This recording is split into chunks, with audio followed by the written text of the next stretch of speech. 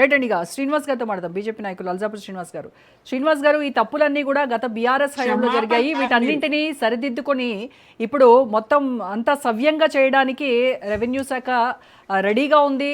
మంత్రి సైతం క్షమాపణలు కూడా కోరారు. అయినప్పటికీ కూడాను రాద్ధాంతం చేయడం ఎంతవరకు కరెక్ట్?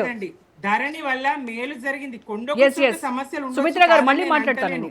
సుమిత్ర గారు మాట్లాడతారు. భూ రికార్డులని రిజిస్ట్రేషన్, మ్యూటేషన్ ఇవన్నీ ఒక ఆన్లైన్ లోకి రాలేదా ధరణి వల్ల? ప్రభుత్వ పథకాలకు ధరణి ఉపయోగపడలేదా? ధరణి వల్ల పూర్తిగా 1-2% నష్టం తప్పకుండా ప్రతి దాంట్లో ఉంటది. కాళేశ్వరం బూచి ఎంతకాలం మళ్ళీ మాట్లాడతారు మీతో. సుమిత్ర గారు మళ్ళీ మాట్లాడతానండి.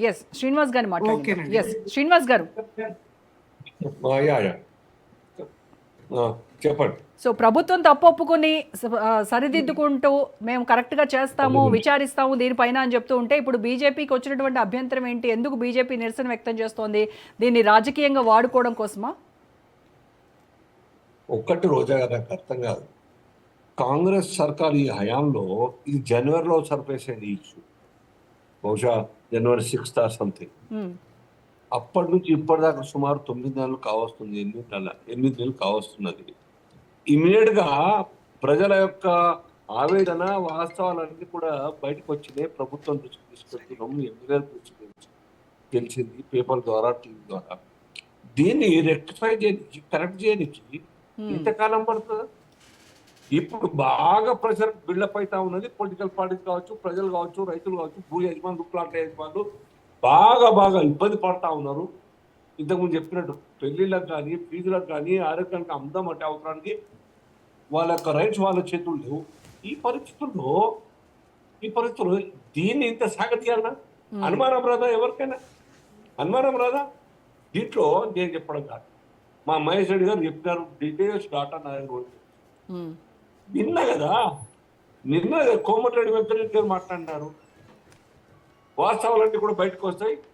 దీని వెనకాల ఎవరు ఉన్నారో అని చెప్పి మాకు తెలుసు అని చెప్పి ఇండైరెక్ట్ గా మంత్రిని ఉద్దేశించి చెప్పిన విషయం అర్థం కాదు. ఇండైరెక్ట్ గా వాళ్ళ అధికారులు చేసినట్టుగా ఇండైరెక్ట్ గా ఒప్పుకున్నట్టు అర్థం కాలేదు మనం. సో ఇది వాస్తవం బయటకు రావాలి. దీన్ని ప్రజల ముందు తీసుకురావాల్సిన బాధ్యత ఒక పొలిటికల్ పార్టీ నాయకులుగా లేదా అపోజిషన్ పార్టీ లీడర్గా మా బాధ్యత అది. మీలో తప్పు లేకుంటే, మీరు కరెక్ట్ ఉంటే మీరు ఇమ్మీడియట్ గా బయటికి రండి. ఒక బటన్ ద్వారా మొత్తం రాష్ట్రంలో సుమారు 1,00,000 ఎకరాలు మొత్తం కిందకి వచ్చినాయి. అదే బటన్ ద్వారా యాజ్ ఇట్ ఈస్ గా రివర్ట్ చేయొచ్చు కదండి. దానికి ఇంకా కమిటీలు వేయాలి, ఇంకా ఎంక్వైరీలు చేయాలి. ఆ ఎంక్వైరీలు చేసుకోవాలి బాధ్యత ఎవరు. కానీ యాజ్ ఇట్ ఈస్ గా ప్రైవేట్ ప్రాపర్టీస్ మీద అయితే లాగు చేసినారో 22A దాన్ని చేయడానికి మళ్ళా టైం తీసుకోవాల్సిన అవసరం. దీని అర్థం ఎక్కడో ఒక చోట కాల్ మే కుచ్ కాలా హై. కొంత వెస్టెడ్ ఇంట్రెస్ట్, కొంత అధికారుల ఇంట్రెస్ట్, కొంత నాయకుల ఇంట్రెస్ట్ కూడా కావచ్చు. 10%, 20%, 30% చూపుతామని చెప్పేసి ఒక ప్రయత్నం చేసి ఉంటారు. మాకు అనుమానం వస్తుంది. కాబట్టి మేము అంతా కూడా కొద్ది గొప్ప ఇన్ఫర్మేషన్ ఉందని మేము మాట్లాడుకుంటే మరి వేరే ఎందుకు మాట్లాడుతున్నారండి? మా ప్రభుత్వం అట్లా కాదు, మేము క్షమాపణ చెప్పినా ఇగో రేపే రివర్ట్ చేస్తున్నాం అని చెప్పి ఎందుకు దాన్ని స్ట్రాంగ్ గా డిఫెండ్ చేసుకోలేకపోతున్నారు? మంత్రి ఇంకో మంత్రి మీద ఆరోపణ చేస్తుండు, ఒక మంత్రి ఇంకో మంత్రి మీద ఆరోపణ ఇండైరెక్ట్ ఎందుకు చేస్తుండు? కాబట్టి ప్రభుత్వ వైఫల్యం నా దృష్టిలో కాంగ్రెస్ సర్కార్ ఈ రాష్ట్రంలో వారి యొక్క డిపార్ట్మెంట్ల వారిగా, శాఖల వారిగా ఎవ్వరు కూడా వారి యొక్క డ్యూటీస్ ని డిస్టర్బ్ చేయట్లేదు.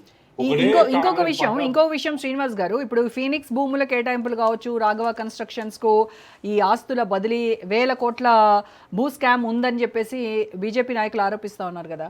మరి కేంద్రంలో మీరే కదా అధికారంలో ఉంది, దర్యాప్తు సంస్థల చేత విచారణ చేయించవచ్చు కదా. కాంగ్రెస్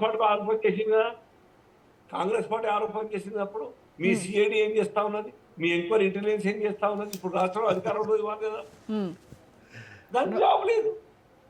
అరే మీరు కొట్లాడారు, మేము కొట్లాడినాం, కాంగ్రెస్ బీజేపీ అప్పుడు.